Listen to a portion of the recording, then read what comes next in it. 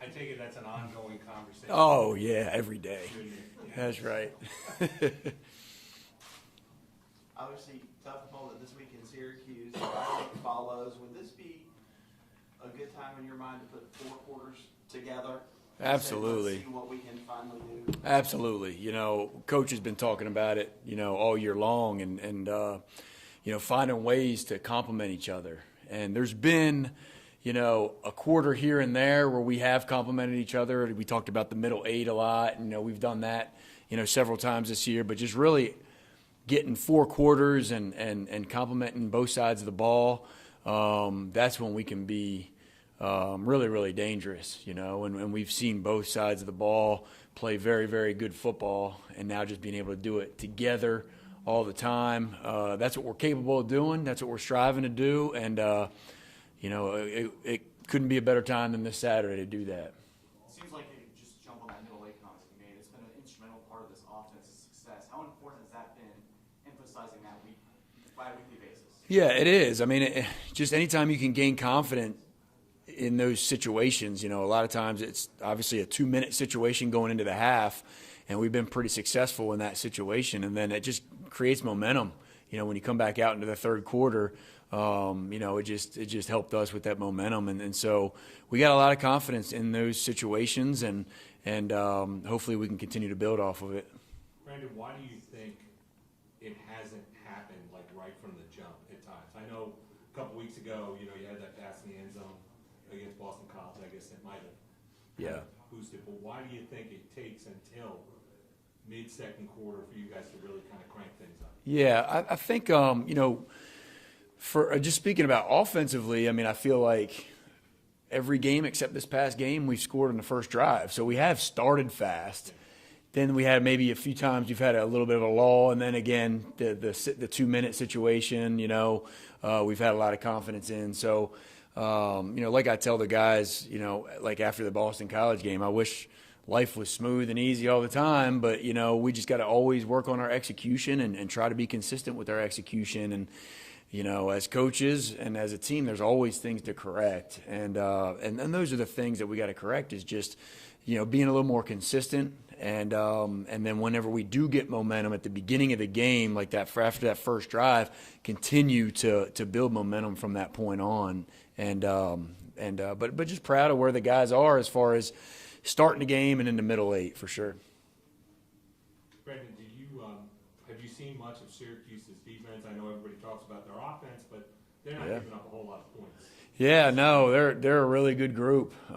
They do a lot of stuff on defense. I mean, they try to confuse you. They try to, just really, really do a lot of different fronts and do a lot of different blitzes and coverages. And so that's kind of their style. That's their philosophy. And they've done a really good job of it. And then on top of that, they're very relentless to the ball, very, very high effort guys.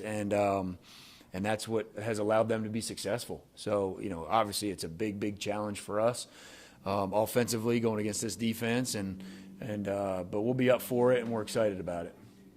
They're not the biggest defense in the world, especially up front. The athletic linebackers got an infield guy on the back end, really athletic. Yeah. What do they do kind of schematically to counteract their lack of size? Yeah, they do. A lot of times up front, they're doing a lot of twisting and stemming and just giving you different looks and not making it, okay, I'm going to line up in this gap and I'm going to stay in this gap, and probably some of that's because they are a little undersized up front. And so they're moving around a good bit and they're wrapping around blocks and they make it hard. And then their relentless effort is the second thing that makes it the really good defense. So, they're going to show us a lot of different things and try to confuse us, and we just got to do a great job of being disciplined and doing our thing and making sure that we just eliminate any kind of stupid mistakes. That's the biggest thing for us offensively.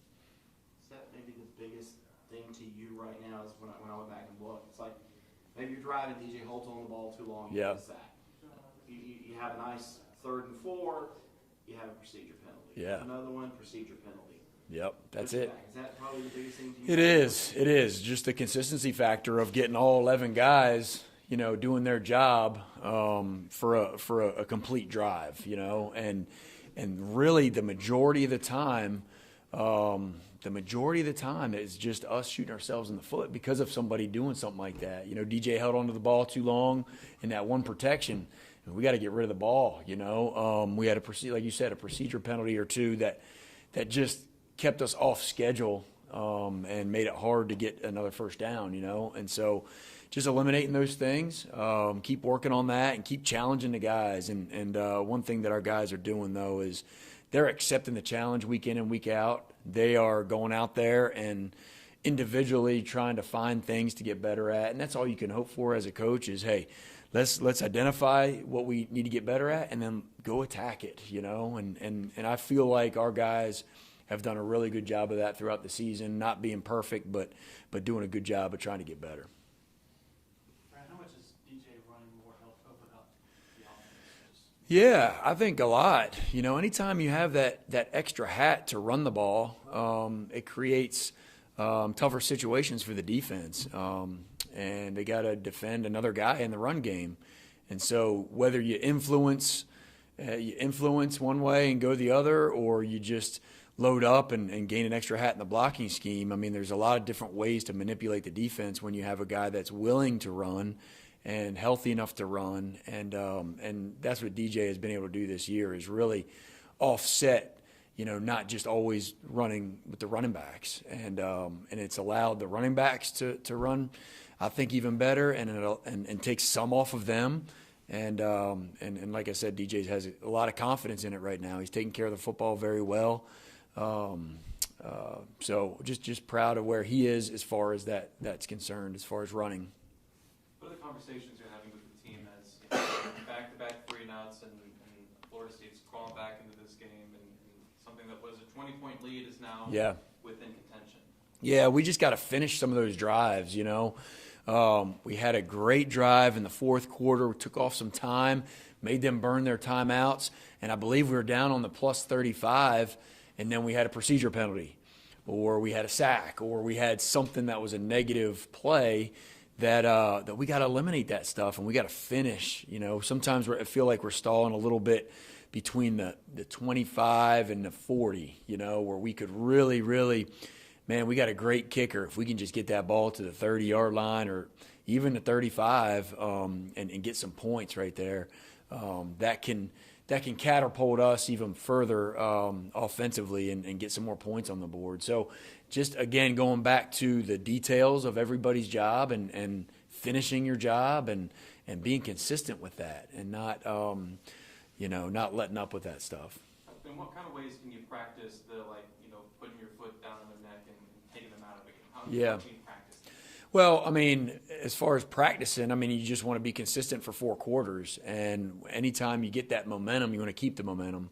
So it's more talking about it, trying to create a mindset for your guys. And that's what we try to do offensively, is always have an attack mindset. No matter what the situation is, being in an attack mode, an aggressive mode, that creates that mindset for those guys that, man, we need to finish some guys off. We've had opportunities a couple times this year, and we just didn't finish guys off. And I think it goes back to complementary football too, and just being able to, both sides of the ball, just being able to, man, just do their part to finish off. We could have finished them off even more so this past week, all right, like I said, with that one drive and gaining more points. And we had an opportunity when we did score a touchdown and ended up having to kick a field goal. I think we had a holding penalty down there on the 5-yard line. So a couple opportunities right there that we just got to learn from and grow up from and just get better at. Is it harder to have that attacking mindset when you're trying to run clock? Yeah. Widely trying to run clock. Yeah. Use that to your advantage, but still, when you're used to that brisk yes. tempo, and then it's like, oh God, we're just standing around. Yeah. Well, I think, you always want to create the attack mindset of what is the situation? How can we attack that situation? And for us, offensively, we're in attack mindset all the way until we need to be in a 4-minute mode.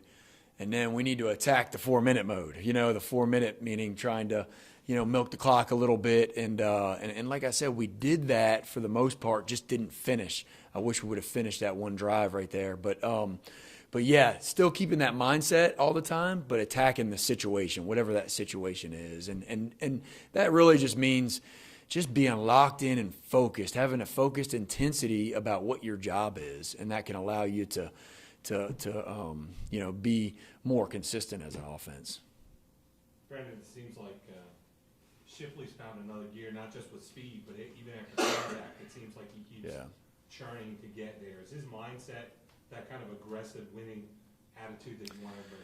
Absolutely. He's that kid's a warrior, and I'm telling you, the longer the game goes, the better he gets. I mean, he really does. He craves not just the ball in those situations, but he just craves the situations, period, and loves. He's such a competitor, and he loves contact. He really does. I mean, he thrives off of contact, and he's one of those guys that yards after contact is who he is. And you saw that on Saturday night, and it was special. He's just one of our best leaders on the team, and not just off the field, but on the field, how he plays is just how he shows his leadership. And he's also a vocal guy too, so it's fun to watch him play. You could tell that drop at Pitt bothered him last year. Then he has 6 receptions for 48 yards Saturday night. Sure-handed. Have you seen him have issues with drops at all? No, he's been really good. And like you said, I mean, he really, if he makes a mistake, he's the type of guy that, he's so hard on himself that he's going to go get it fixed, whatever it takes to get it fixed. And so y'all saw that, he can catch the ball out of the backfield. There's no doubt about it. And he can do even more things that what we're doing right now with him. I mean, a lot of the stuff is just, swings and little quick throws. I mean, that guy can run downfield, and he can do a lot of things, catching the ball.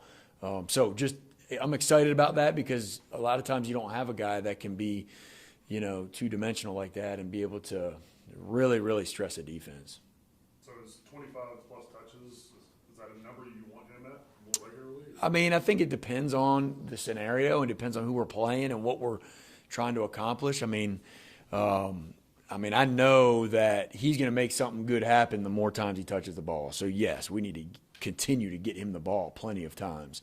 And then be creative on how we're getting him the ball is a big part of it as well. So, just like we did with ETN when he was here, I mean, later in his career, we had to make sure we manufactured ways to get him the ball in different ways. And so, that's what we're going to end up doing with Shipley, is just continue to find ways to get him the ball. And then, man, there's, when you got guys like Maffa and Kobe Pace and even more guys that are also playing well, it is comforting to have, other guys go in there and you not have to skip a beat at all. And they all are very, very valuable because of the variety of things that they can do. How unique is Antonio Williams just in terms of being a true freshman? It seems like every week he's making a big point. Yeah, I mean, you guys can see it yourselves, just how he can separate from guys, and not just with his speed, but just on how he runs routes and how he manipulates defenders and just understands leverage and those type of things. And he's just such a, he's already playing like he's a junior or senior out there that has played a ton of football. Nothing has created him to slow down at all. Like, he plays fast in every situation.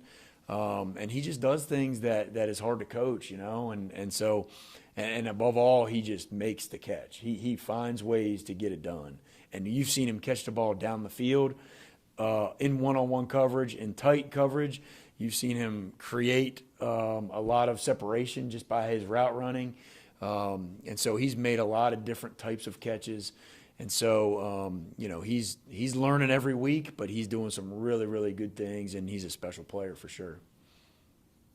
Any questions for Coach from Zoom? Hey, Coach, it's Trevor Gross from CUTigers.com. When y'all attacked the perimeter as much as you did with backs on Saturday night, it's obviously important for the receivers to block well. How pleased are you with what they did Saturday? And for the freshmen, Adam and Antonio, I know Adam had that one hold, but how much have they embraced that part of the position?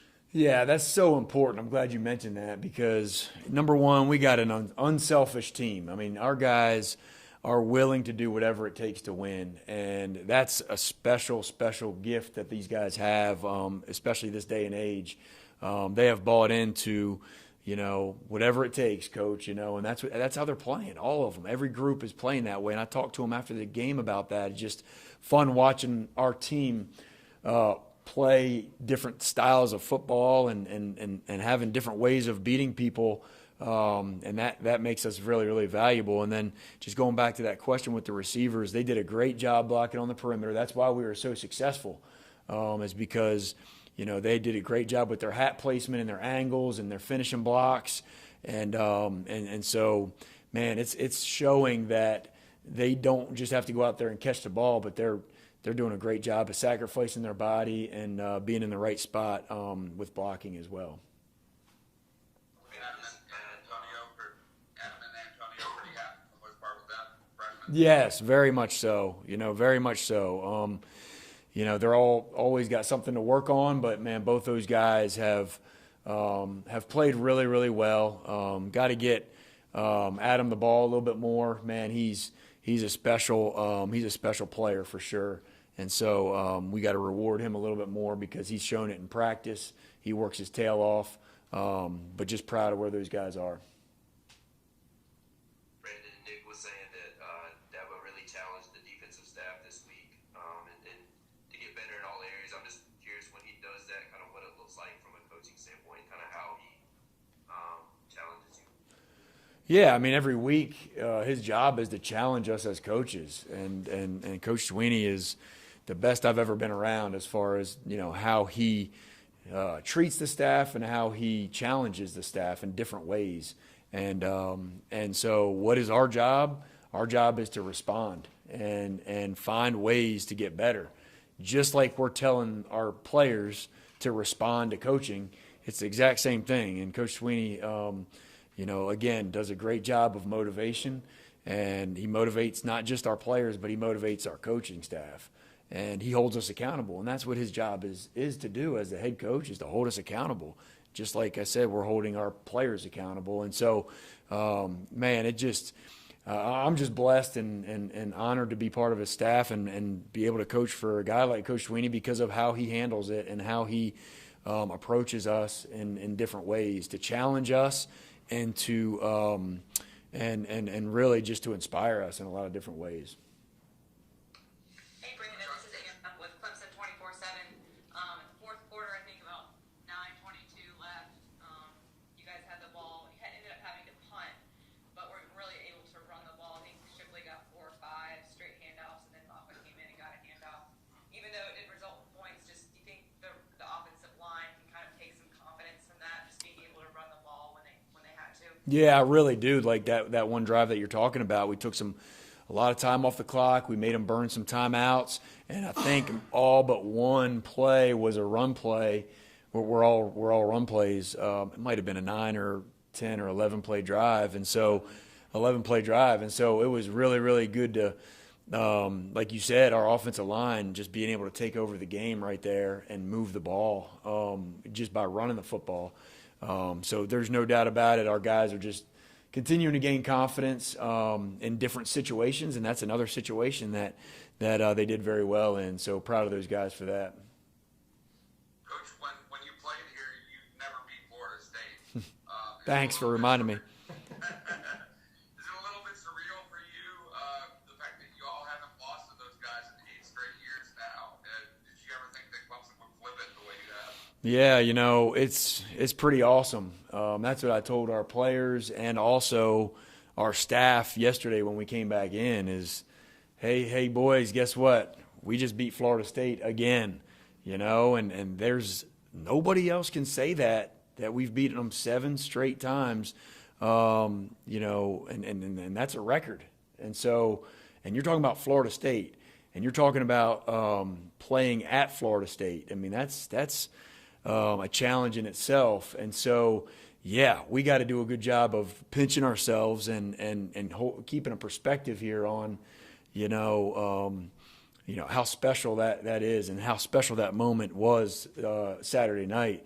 of beating a team that's a very, very talented team at home in a big night game. You know, so just really excited. Can do nothing but gain confidence from that as a coaching staff and as a team, and so it'll be something that we just continue to build off of. But yeah, no, we didn't have that luck. We didn't have quite the success whenever I played as far as going against those guys for sure. From a recruiting standpoint, how much did it help to go to Florida, where there's obviously a ton of talent, and kind of dominate them the way you all have for like several years now? Oh, I think it helps a lot. I mean, it helps a ton whenever you got Florida not too far away, and a lot of talent in that state, as we know. And we've had a lot of really, really good players that have played here at Clemson that has a big influence on that state. So that does nothing but help. All right. I can ask one more. I'm sorry. Is that Yep. okay, Ross, or no?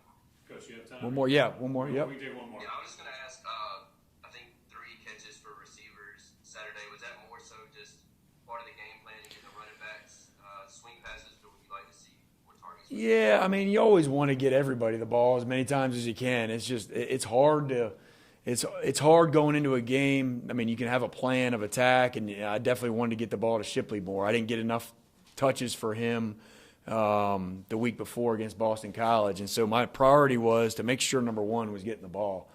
And so yes, I do wish that we would have got a couple more guys going that deserve it. They all deserve it. I mean, there's no question about it. Sometimes when you get into the flow of the game, you just got to take what they're giving you and kind of roll with the punches there. But like I said, man, we have an unselfish team, and that's why that's why we've been successful. It's just a guys that just want to win, and that's all you can ask for as a coach. All right. Thank you, Coach. We'll let him get back to the game.